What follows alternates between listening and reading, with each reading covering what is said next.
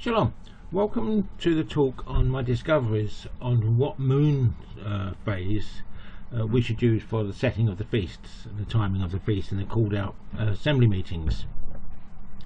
Now I want to first start out by thanking Yahuweh for his kind patience towards me and to every one of his children, because we've all come out of the darkness. We've come out of a pitch black hole, a hole that we've been in all our lives, and we've come into a glorious light. It's like a glorious sunshine, and the light is so bright it takes time for us to adjust to its brilliance. It takes time to comprehend this wonderful light, to get to understand it, to get to know it. Yes, indeed, it takes time and dedicated study to come to terms, know and understand this beautiful light which is Yahuwah and his Torah instructions. So I am thankful for this opportunity to study his light, his words, his Torah, prophets, psalms, his renewed covenant writings, and the ability to be able to share what I find. Now, knowing the times and the days of the called out assemblies, the festivals and the assembly meetings of our Father Yahuwah is one of great importance, and this talk and the paper that goes with it has been put together for the purpose of discovering just when we are to come together as one people to celebrate and learn from his called out assembly meetings. Now, why are they of great importance? Well, mainly because they're all prophetic. They're all prophetic in nature, and the Passover, Matzah, Bukarim, or Pesach, Matzah, and Bukarim, that's Passover, unleavened bread, and first fruits, have all had their fulfillments in the Messiah. In his Passover sacrifice, his separation from the Father in heaven, which deals both with the penalty of sin, which is death, and the consequence of sin, which is separation from Yahuwah. Now, Bukarim, or first fruits, shows he fulfilled that by he was the first fruit of the resurrection, and his offering was acceptable to our Father in the heavens. Shavuot had its first fulfillment about 7 weeks after the fulfillment of Bukarim, or actually of Passover, and where the Spirit was poured out onto the ecclesia, the congregation, those assembled in Jerusalem.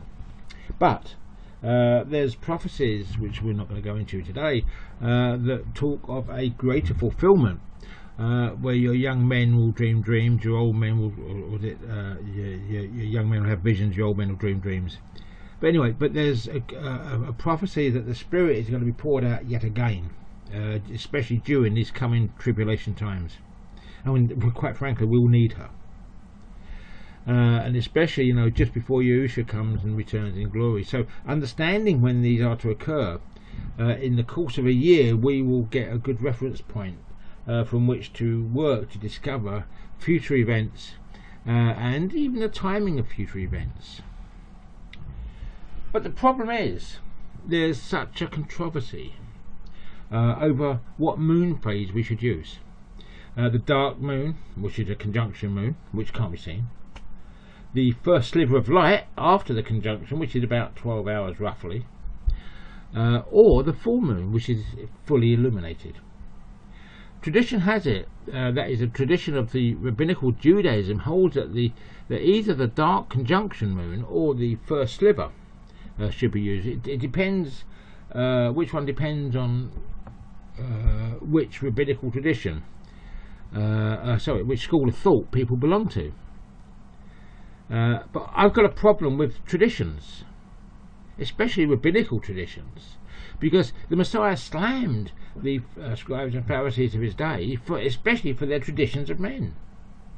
And I think if we blindly follow the traditions of the rabbis and of men, then we are being led into very, very dangerous ground. And sadly to say, most of the Messianic movement are blindly following the traditions of Judaism. They might say they're not, but they actually are, and I often wonder why. I don't understand it.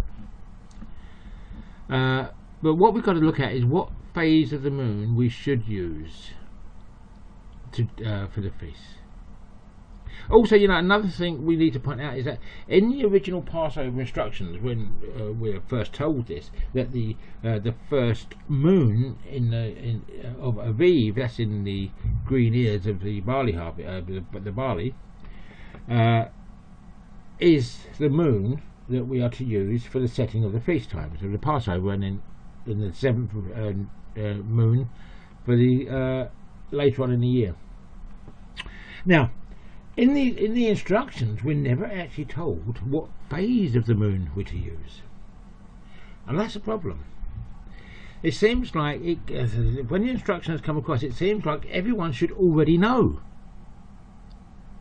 but that seems to be a knowledge that has been lost. So we're going to have to deduce from the rest of the words of Yahuwah which we should actually use. And to me, it's that simple. We've got to search out which one. We've got to go back to the beginning and search out which one we should actually use. Now the sun, the moon, and the stars were all given as a means of telling the days, the years, and in the translations it says seasons, but the actual word is Moedim, and it means the called out assembly meetings. So it's the sun, the moon, and the stars are given for the days, years, and the assembly meetings of Yahuwah.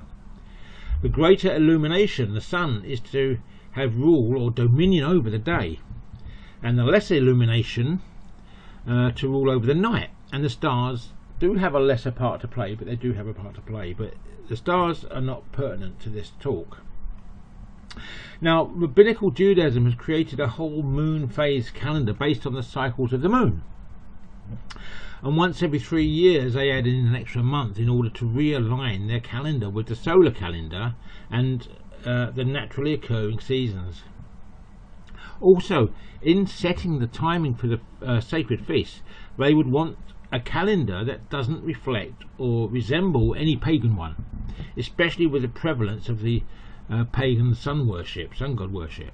And I can understand that sort of thinking, but I think they've gone wrong about it in the wrong. They've gone about it in the wrong way. They have, in a sense, thrown out the baby with the bathwater. They have completely thrown out the solar calendar, which makes things very awkward for them. And the reason is this: there's 365 and a quarter days in the solar year, and only 354 days in a moon phase year cycle. That means they can only be right and correct 1 year in 3 for the timing of the festivals, and the other 2 years each slip out of phase by about 10 days. And the modern Messianic movement has done no better. They follow the same moon phase system of Judaism, except they have the Passover on a day earlier. But it's still based on the conjunction moon phase cycle, or the first sliver. But by doing this, they have thrown out of the window one of the illuminations, the greater one, the sun, which is wrong. You cannot go about throwing out what Yahuwah has set in place. Doing such things shows an arrogance that is only bettered, in a sense, in degree, by the adversary himself, Satan. By agreeing with this, by copying or doing what the rabbinical Judaism does, people are in fact saying that Yahuwah doesn't know what he's doing, and that they know better. They are also saying that they have a right to pick and choose what they want and like from his words, and disregard all that they do not agree with, as if it's up for negotiation, and it isn't. Yahuwah's words are not now, nor have they ever been up for negotiation. What it says is what we do, pure and simple. There's no argument. To say the sun has no relevance in the setting of the days, seasons, and years is just as bad as saying we do not need the Torah anymore. It is nailed to the cross and done away with. Both are downright deceptions perpetrated to lead the unthinking masses into oblivion. And they can only get away with it because people are far too lazy and diligent to study Yah's words for themselves. They rely on some man to preach to them or to teach them. They would rather sit there listening, yet doing nothing themselves. No wonder you should ask, if he will find trust and reliance, which is faith in the modern vernacular, upon the earth when he returns. You know, and I wonder as well, I must admit.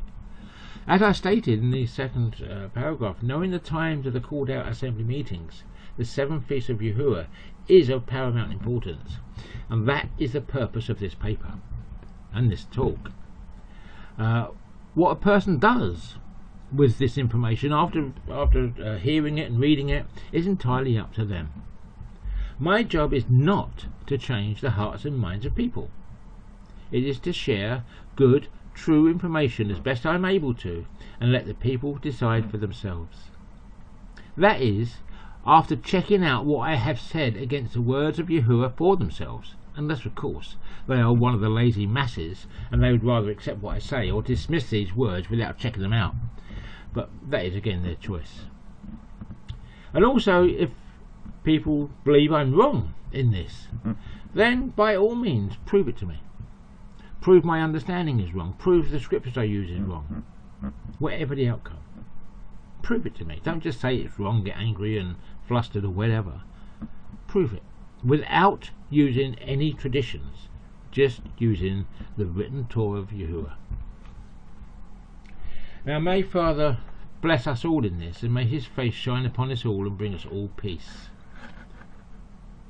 Right, before we get into the first scriptural text, a little bit about the Hebrew language and the words for moon or moon phase cycle, and the Hebrew language. Evidence regarding how the ancient Hebrews thought about the moon can be found in the Hebrew vocabulary relating to the moon.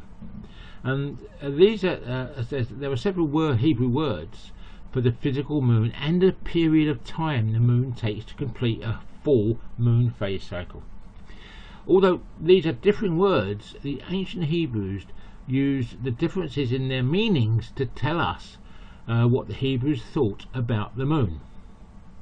And every Hebrew word comes from a 2 or 3 letter root, which has its own basic meaning, and the basic meaning reflects on the various words being considered. The words for moon and moon cycle come from 4 differing Hebrew roots. The first word is ma'or. This word means something which gives off light, an illuminator, and comes from the root word or, which means to be light or to be bright. And you can find this used in Genesis, Bereshit, chapter 1, verse 16, and Psalm Tehillim 74, verse 16. Now, again, note that on that first word, mo'ar, is something which gives off light. Right. Now, the second word used is labanah. Now, this comes from the root word Laban, meaning to be white or white. Now, when used in reference to the moon, this word focuses on the moon's characteristic white colour in the full moon phase. That can be found in Isaiah 24:23, 30:26, and Song of Songs 6:10, and Isaiah. Both verses in Isaiah I amplify towards the end of this talk. But in those first 2 words, the thing to notice is they both reflect giving off of light. One is something that is an illuminator, and the other one describes the colour of the illuminator, how it looks so bright and white and gives off so much light. Now, the third and fourth words have the same root and basic meanings. The first is Yahuweh, and this comes from, excuse my pronunciation, as I'm not very good at the pronunciation yet, but one day it will come. This comes from the root word rak, which means to travel, or travel a path, a prescribed path. And this is normally used for the moon as it travels through the sky, as it completes a complete path of travel. Now, the fourth word is the word yarak, and is derived from the previous word, and normally means or refers to a whole lunar cycle, which is 29.5 days roughly. Now the fifth word is Kodesh. Now this carries the meaning of to renew, to make something like new through repairing it, restoring it, or replacing it. It can mean new in the sense of a new moon, but only in the sense of new through restoration. Now repairing and replacement obviously will not fit in this context, because the moon is not physically replaced and it's not physically repaired, but it is restored if you think about it. But what is a restored moon? Well, a restored moon can really only refer to the light being fully restored to the face of the moon, making it once again a luminary which lights up the night sky. The dark conjunction moon isn't restored because you can't see it. The first sliver you can't class as restored, although light is beginning to be restored upon it. It's not restored because it's only a tiny portion of light. There's got to be a lot more light yet for it to be restored. So as we can see, we've got two words there that refer to a whole moon phase cycle, or the path that the moon takes, the prescribed path it travels. But then we've got two words dealing with light and illuminations, and one word dealing with a restoration, really a restoration of that illumination. So you've got three words here, but two other words that describe its path. Now in all those 5 words, I can't see any reference whatsoever to a dark conjunction moon being the new moon. It just doesn't work, it doesn't fit. I mean, words 3 and 4 are only dealing with a path, they're not dealing with the phase of the moon. They're just basically dealing with the travel it takes around the earth. The first two are, as I said, are dealing with light, illumination, and the fifth one is basically dealing with a restoration. And there's nothing in there about either a sliver or a dark moon being the new moon. Nothing whatsoever in those 5 words. So this has to make me question what's going on. Now our first scripture that we're actually going to use is Bereshit chapter 1 verses 14 to 19.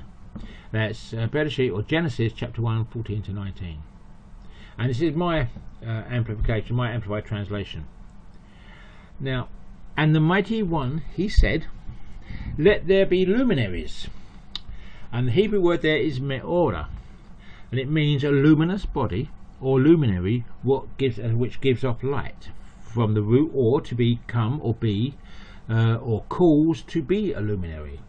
Light, illumination, shine, set on fire, and it's connected to the word menorah, which is a lampstand. Let there be luminaries in the expanse of the heavens, hashamayim, to separate between the day and between the night, or darkness and obscurity.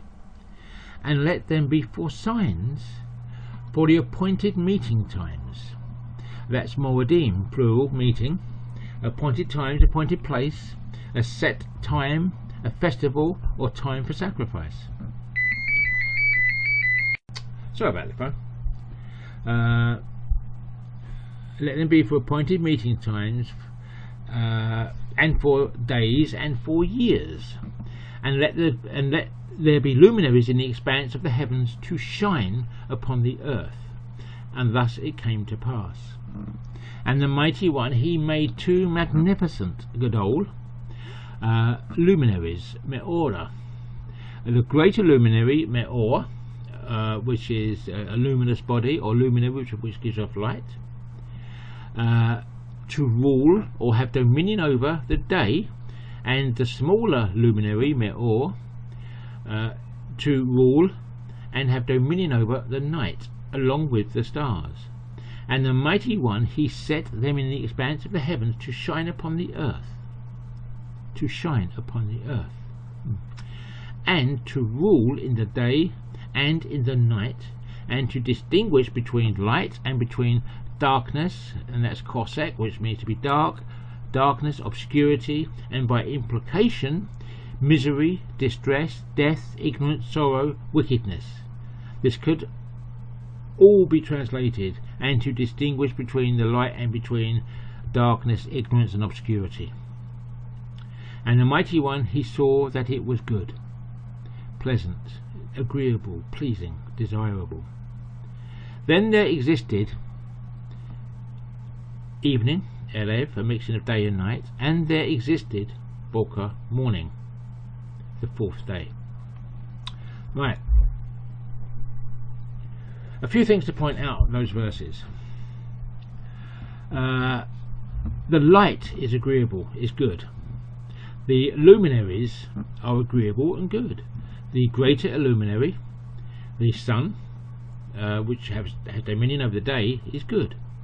And the lesser luminary, the light giving luminary, which has dominion in the night time, is also good and beneficial, worth knowing, worthy to have. Doesn't say there about a dark moon anywhere, or the first sliver, but there are two luminaries. Okay, I'm gonna end this part here, because I want to go on and talk about these verses and the importance of that they must be the very foundation on which this whole study must be based. And I'll start that again in part 2, and I'll read the scripture again in part 2 without the amplifications, and then I'll work I'll read all my notes on them. Shalom, see you in part 2.